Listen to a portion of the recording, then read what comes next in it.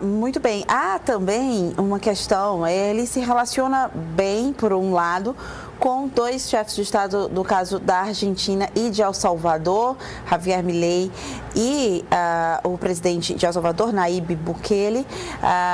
Como é que você acredita também que muda um pouco o jogo agora com esse fortalecimento? Será que você acredita que há um fortalecimento por parte também desses dois presidentes em relação a essa vitória? E como você acredita que isso pode também mudar essas relações ao redor? Olha, e no Brasil, no caso do Brasil, a excelente relação que ele tem com o ex-presidente Bolsonaro.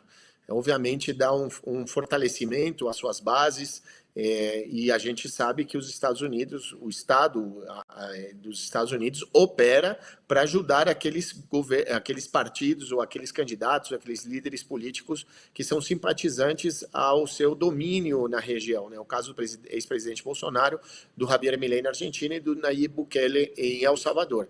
Haverá uma vantagem econômica para El Salvador e para a Argentina. A Argentina, que é um país que está quebrado economicamente, ele foi ultra endividado, a maior dívida que já adquirida do FMI na história do próprio FMI, que foi feito pelo Macri na Argentina, quase 40 bilhões de dólares. Então o país quebra depois de assumir essa dívida desnecessária.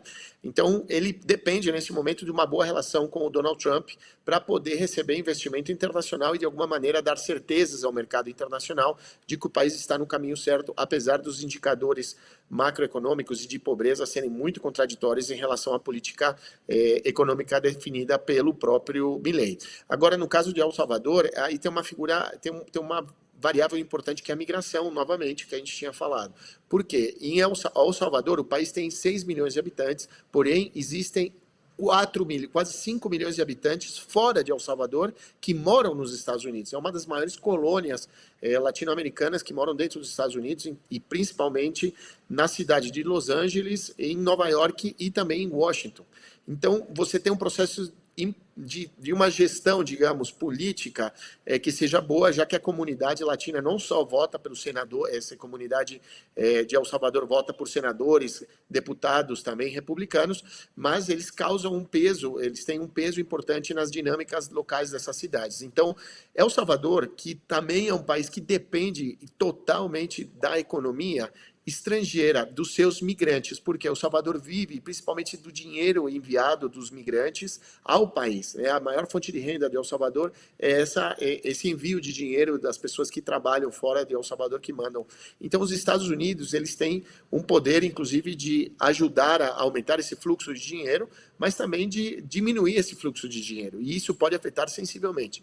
Então, El Salvador, o presidente Nayib Bukele e o Donald Trump tiveram uma boa relação, apesar do Nayib Bukele ter tido algumas posturas contrárias ao governo dos Estados Unidos em matéria de domínio, digamos, desse processo de segurança, domínio territorial que o país teve constantemente. Agora, vamos ver o que vai acontecer. O Donald Trump ele tem algumas ações contraditórias, digamos, né? Ele fala a diferença dos democratas, ele é um presidente que fala de não fazer guerras, né? Os 4 anos de governo do Trump anteriores, ele nunca iniciou uma guerra, isso é uma novidade, nunca na história dos Estados Unidos um presidente não havia iniciado uma guerra, um bombardeado, apesar de ele ter assassinado o general Soleimani do Irã, mas ele é um presidente que sempre, de alguma forma, apostou por uma boa relação em termos de não ter conflitos armados de participação direta dos Estados Unidos.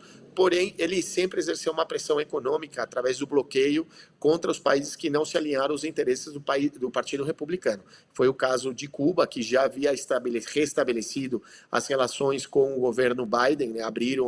Ambos países abriram embaixadas, aumentou o fluxo econômico, migratório, teve uma melhora sensível nas relações entre ambos países, e na chegada do Donald Trump, imediatamente se cortaram essas relações e se iniciou um processo de bloqueio, a volta de um bloqueio muito duro que está afetando sensivelmente a vida dos cubanos.